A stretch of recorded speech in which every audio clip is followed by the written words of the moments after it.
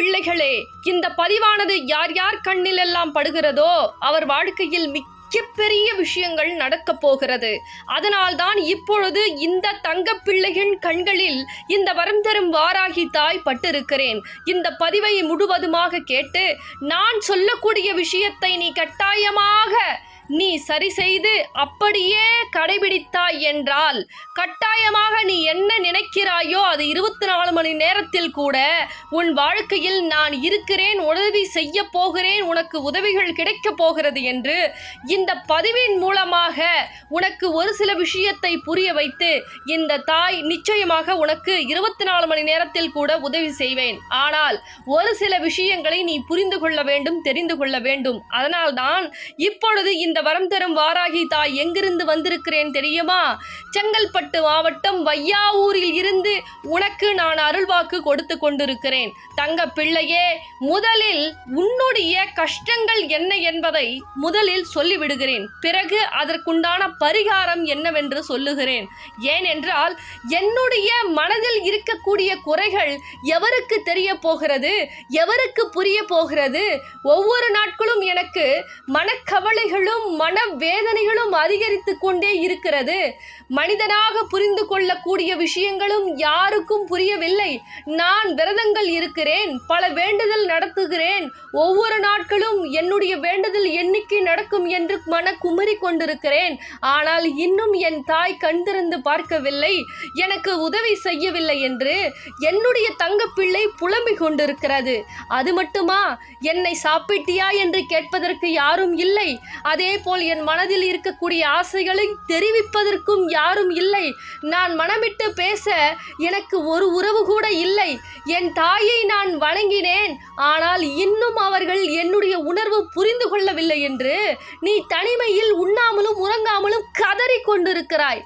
அதனால் தான் இன்று உன் மனதில் இருக்கக்கூடிய விஷயத்தை புரிய வைத்து தெரிய வைத்து நானும் அதை புரிந்திருக்கிறேன் என்பதை மறந்து விடாதே. அதை உதவி செய்வதற்காக தான் இப்பொழுது இந்த தாய் வையாவூரில் இருந்து ஓடோடி வந்திருக்கிறேன் என்பதை என் தங்க பிள்ளைக்கு புரிய வைக்க போகிறேன், தெரிய வைக்க போகிறேன். கேட்டதை அனைத்தையும் செய்து கொடுக்க போகிறேன் தங்க பிள்ளையே. இது மட்டுமா, ஒவ்வொரு நாட்களும் நீ மனம் குமரி அழுது கொண்டிருக்கிறாய். செய்யாத தவறுக்கு, செய்யாத விஷயத்திற்கு அனைத்திற்குமே தண்டனைகளை அனுபவித்துக் கொண்டிருக்கிறாய். ஆனால் உனக்கு செய்த துரோகத்திற்கும், உனக்கு செய்த ஏமாற்றத்திற்கும் உனக்கு நியாயமே கிடைக்க கூடாது என்று அநியாயம் உனக்கு செய்தார்கள் அல்லவா? அவர்களெல்லாம் கண்முன்னே சிரித்து கொண்டிருக்கிறார்கள், பல விஷயத்தை சாதித்து கொண்டிருக்கிறார்கள். ஆனால் என்ன விஷயத்தை செய்தாலும் நான் உன்னை நம்பி, எப்படி என் தங்க பிள்ளையே, கடவுளை நம்பி, நான் உன்னை நம்பி ஒவ்வொரு விஷயத்தையும் இது செய்தால் இந்த குத்தம் வந்துவிடுமா, அது செய்தால் அந்த பாவம் வந்துவிடுமா என்று பயந்து பயந்து ஒரு எறும்புக்கு கூட கடுகளவு கஷ்டம் வரக்கூடாது என்று நான் எண்ணினேன். ஆனால் என்னை ஏமாற்றி விட்டார்கள், துரோகம் செய்து விட்டார்கள். ஆனால் எனக்கு கிடைக்க வேண்டிய நியாயம் இன்னும் கடவுள் கொடுக்கவில்லையே, வாங்கி கொடுக்கவில்லையே.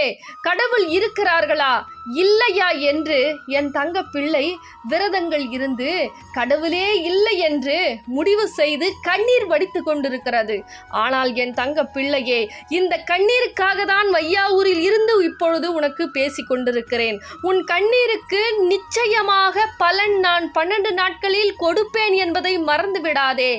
ஏனென்றால் என் தங்க பிள்ளை யாருக்கும் எந்த துரோகமும் செய்யவில்லை, யாருக்கு எந்த கெடுதலும் செய்யவில்லை. ஒவ்வொரு நாட்களும் நம்மிடம் இருக்கக்கூடிய பொருட்கள் மற்றவர்களுக்கு பலனளிக்க வேண்டும் என்று உன்னுடைய ஆடை கூட, சாப்பாடு கூட அனைத்தையும் இழந்தாய். ஆனால் ஒரு சில நன்றி கட்ட கயவர்கள் என்ன செய்தார்கள்? அந்த நன்றியெல்லாம் மறந்துவிட்டு புது புது விஷயங்களை கண்டு மகிழ வேண்டும் என்று நீ பழது என்று துச்சமாக தூக்கி எறிந்து விட்டார்கள். ஆனால் தூக்கி எறிந்தது வைரம் என்று அவர்கள் கண்களுக்கு புலப்படவில்லையே. ஆனால் நீ என்ன செய்கிறாய்? கல்லாக மாறி, உன் மனம் கல்லாக குமரி ஒவ்வொரு நாட்களும் கல்லாகி கொண்டே இருக்கிறது உன் இதயம். ஆனால் நீ அழுவது உதவி செய்தவர்களுக்கு புரியாமல் இருக்கலாம், தெரியாமல் இருக்கலாம். ஒவ்வொரு நாட்களும் அவர்கள் சந்தோஷத்தில் இருக்கலாம். ஆனால் நீ உதவி செய்தது, நீ செய்த தர்மம் இந்த வரம் தரும் வாராகி தாய்க்கு தெரியாமல் போய்விடுமா என் தங்க பிள்ளையே? நிச்சயமாக தெரிந்து வைத்துதான் இப்பொழுது உனக்கு காட்சிகளை கொடுத்து, தங்க பிள்ளையே, நீ செய்த தர்மம்தான் இன்று கண்ணீர் வடிக்கும் பொழுது, கவலையாக இருக்கும் பொழுது, ஒவ்வொரு நேரமும் உனக்கு ஆறுதல் அளித்து கொண்டிருக்கிறேன் என்பதை இந்த தாய் மறந்து விடாதே.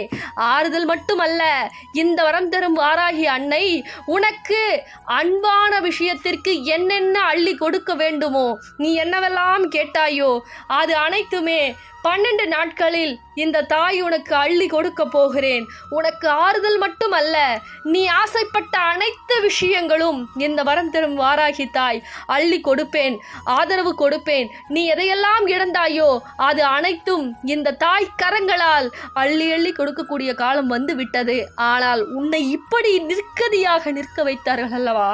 உன் கண் முன்னே நிலைகுலைந்து நிற்கத்தான் போகிறார்கள். அதையும் நீ சந்திக்கத்தான் போகிறாய். ஆனால் மனதளவில் அவர்கள் கஷ்டப்பட வேண்டாம். எனக்கு கெடுதல் செய்தாலும் பரவாயில்லை, என்னை கெட்டவராக சித்தரித்தாலும் பரவாயில்லை, ஆனால் அவர்கள் நன்றாக இருக்கட்டும் என்று உன் நல்ல மனம் இப்பொழுது துடித்துக் கொண்டிருக்கும். ஆனால் நான் நியாய தேவதையாக மாறித்தான் உனக்கு உதவி செய்வேன். ஏனென்றால் என் தங்கம் பிள்ளை தனிமையில் குமரி அழுகிறது.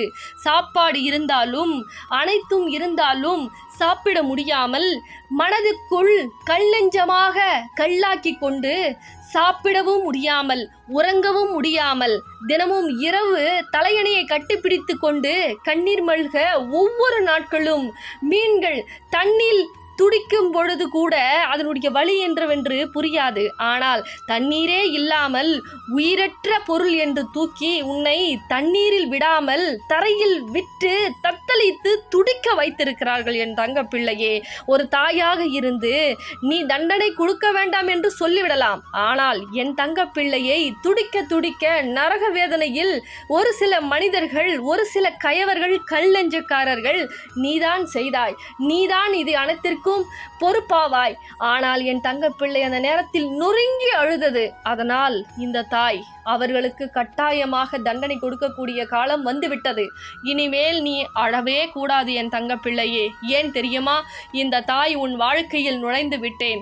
வையாவூரில் வந்து உன் வாழ்க்கையில் வாழ வைக்க வையாவூரில் இருந்து வந்திருக்கிறேன். உன்னை வாழ வைத்து விட்டுதான் நான் வையாவூருக்கு திரும்பவும் செல்லுவேன். ஆனால் நீ செய்ய வேண்டிய ஒரு காரியம் இருக்கிறது. என்ன தெரியுமா? இதோ சொல்லுகிறேன், மேலும் கேள். இந்த தாய் வையாவூரில் வந்திருக்கிறேன், என்னை வாருங்கள் வையாவூர் வரம் தரும் வாராகி தாயே என்று எனக்கு குறு மெசேஜை அனுப்பி வையுங்கள். அல்லது வரம் தரும் வாராகி தாயே என் இல்லம் தேடி வாருங்கள் என்று எனக்கு கமெண்ட் செக்ஷனில் கமெண்ட் செய்து விட்டு என்னை தாயே என்று ஒரு முறை அழை. முதலில் இதை நீ செய். ஏன் தெரியுமா? கண்ணீரோடு என்னை அடைத்தால் நிச்சயமாக வரமாட்டேன். எப்படி என் தங்க பிள்ளையே? என்னை கண்ணீரோடாலும் கூப்பிட்டாலும் ஒரு பொழுதும் நான் வரமாட்டேன். ஏன் தெரியுமா? கண்ணீர் என்பது கஷ்டத்தை மட்டும் கொடுக்காது. அதே போல் என்னவென்று தெரியுமா? நான் செய்ய மாட்டேன் என்ற எண்ணத்தையும் கொடுக்கும் என்பதை மறந்து விடாதே. நான் உனக்கு அனைத்தையும் செய்வேன் என்றால் கண்ணீரோட என்னை கூப்பிடக்கூடாது. சந்தோஷமாக என் தாய் செய்ய போகிறார்கள் என்று, சிறப்பாக செய்வார்கள் என்று நீ என்னை முழுமையாக நம்பி வரம் தரும் வாராகி தாயே வாருங்கள் என்று எனக்கு குறு மெசேஜை அனுப்பி வைக்க வேண்டும். அப்படி இல்லை என்றால் வாருங்கள் தாயே என்று எனக்கு குறு மெசேஜை அனுப்பி வை. ஒவ்வொரு நேரமும் நான் கூப்பிட்ட குரலுக்கு நீ 7 கடல் தாண்டி இருந்தாலும் கூட இந்த வரம் தரும் வாராகி தாய் வையாவூரில் இருந்து உனக்காக ஓடி வந்து உதவிகள் செய்வேன். நல்லது கெட்டது எதுவாயினும் என்னுடைய தங்க பிள்ளைக்கு தாங்கி தாங்கி பிடிக்க நான் வையாவூரில் இருந்து இந்த வரம் தரும் வாராகி தாய் உன் இல்லத்திற்கு வருவேன். ஆனால் உனக்குண்டான தீமை எவராவது செய்துவிட்டால் உன் கண் முன்னே அவர்களை நரக வேதனைக்கு உள்ளாக்கி ஒவ்வொரு நேரமும் நரக வாழ்க்கையை நான் கொடுப்பேன்.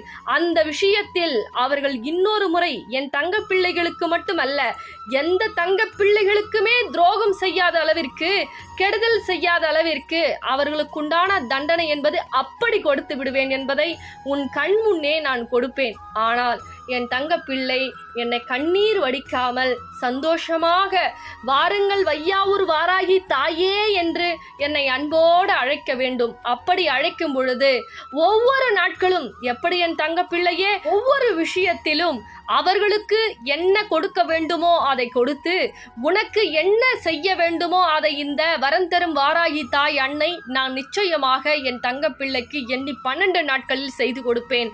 ஆனால் நீ செய்ய வேண்டிய ஒரு காரியம் இருக்கிறது என் தங்க பிள்ளையே. என்ன தெரியுமா? இதுதான் இந்த கட்டத்தில் முக்கியமான விஷயம். பச்சை நிற ஆடையை அணிந்து கொள்ள வேண்டும். பச்சை துணியில் உன் வேண்டுதலை முடிப்போட்டு ₹1 நாணயத்தை இந்த தாயிடம் வந்து சூலத்தில் கட்ட வேண்டும். கட்டிய பிறகு ஒன்று இந்த நாணயத்தை வாங்கி வழிபாடு செய்ய வேண்டும், அல்லது போட்டோவை வழிபாடு செய்ய வேண்டும். எப்படி தெரியுமா?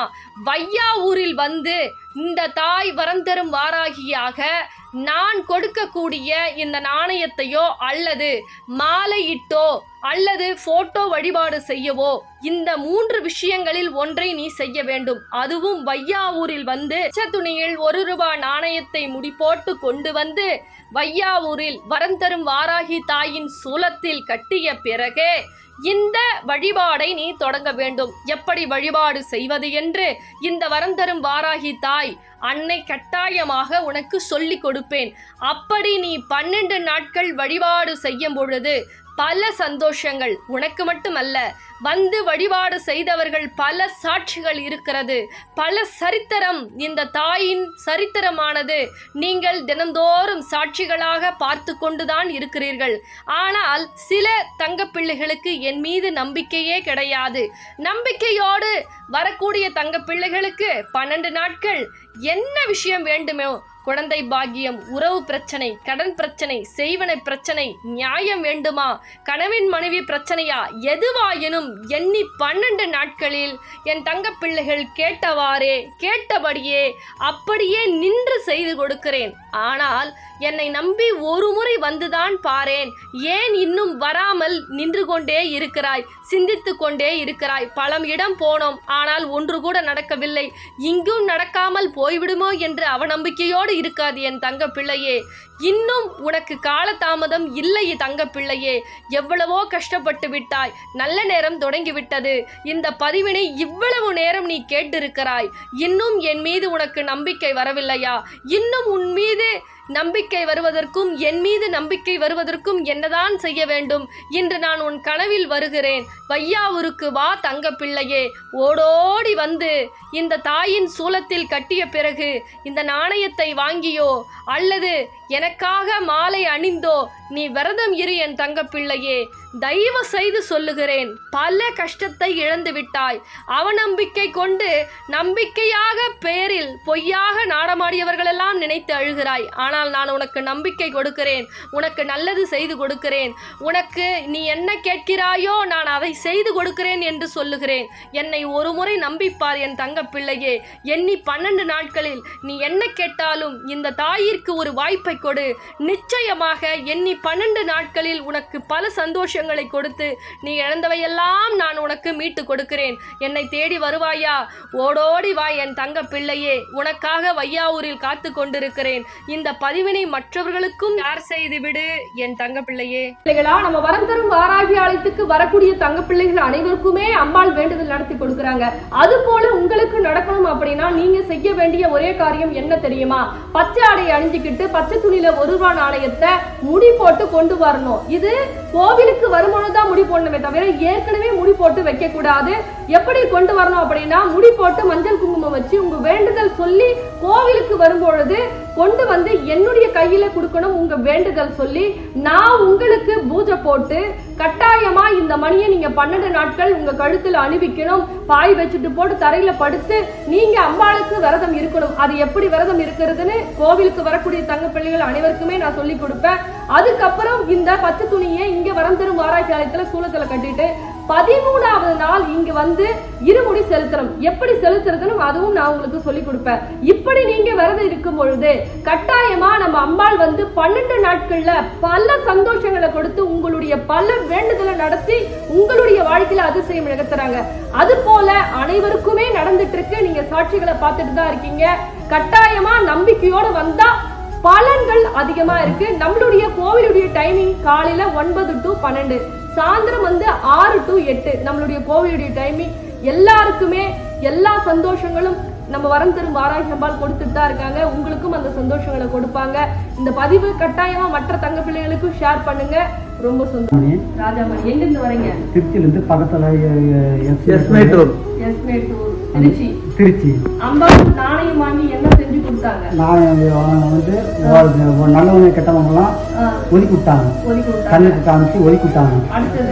அடுத்தது கொஞ்சம் வரவு நல்லா முன்னேற்றம் வந்துச்சு. தொழில் பணம் கொடுத்து எந்த ராஜதுரை. எங்க இருந்து வரீங்க? தூத்துக்குடியிலிருந்து வரேன். அம்பாள் வந்து என்ன வேண்டுதல் உங்களுக்கு செஞ்சு கொடுத்தாங்க? அம்மா வந்து எனக்கு சேவை வச்சு காட்டி கொடுத்தாங்க. செய்வன பணியோட காட்டி கொடுத்தா நன்றி சொல்லுவாங்க. நன்றி சொல்லுவீங்களா? அம்பாள் கிட்ட என்ன வேண்டுதல் வச்சீங்க? எத்தனை நாளா நடத்தி கொடுத்தாங்க? பில்டிங் கான்ட்ராக்ட் எடுக்கணும்னு சொல்லிட்டு வேண்டியிருந்தேன். சரி. 7 நாள்ல நடத்தி கொடுத்துருக்காங்க. சரி. தை மாசம் வேலை ஆரம்பிக்கிறேன்னு சொல்லியிருக்கிறாங்க. சரி, அம்பாளுக்கு நன்றி சொல்லுங்க. அம்பாளுக்கு நன்றி. உங்க பேரு? என்னோட பேர் தன்ராஜ். எங்க இருந்து வரீங்க? நான் வந்து சென்னையில் இருக்கேன். சென்னையில் ஊர் தஞ்சாவூர். சரி. அம்பாள் எத்தனை நாள்ல வேண்டுதல் நடத்தி கொடுத்தாங்க? அம்மா வந்து நான் வந்து மதியானம் 11 மணிக்கு வந்து அம்மா வந்து படமாக வச்சு வழிபாடு செய்கிறேன். எனக்கு 1 மணிக்கு தான் ஃபோன் வந்துச்சு, நீங்கள் கோவிலுக்கு வந்து இன்டர்வியூ அட்டன் பண்ணிக்கணும் அப்படின்னு. இன்டர்வியூ அட்டன் பண்ண உடனே வந்து வேலையும் வந்து கன்ஃபார்ம் ஆகிடுச்சு. இப்போ விசாக்காக வெயிட் பண்ணிட்டு அம்பாள் நல்லபடியாக முடிச்சு கொடுப்பாங்க. வேண்டிட்டு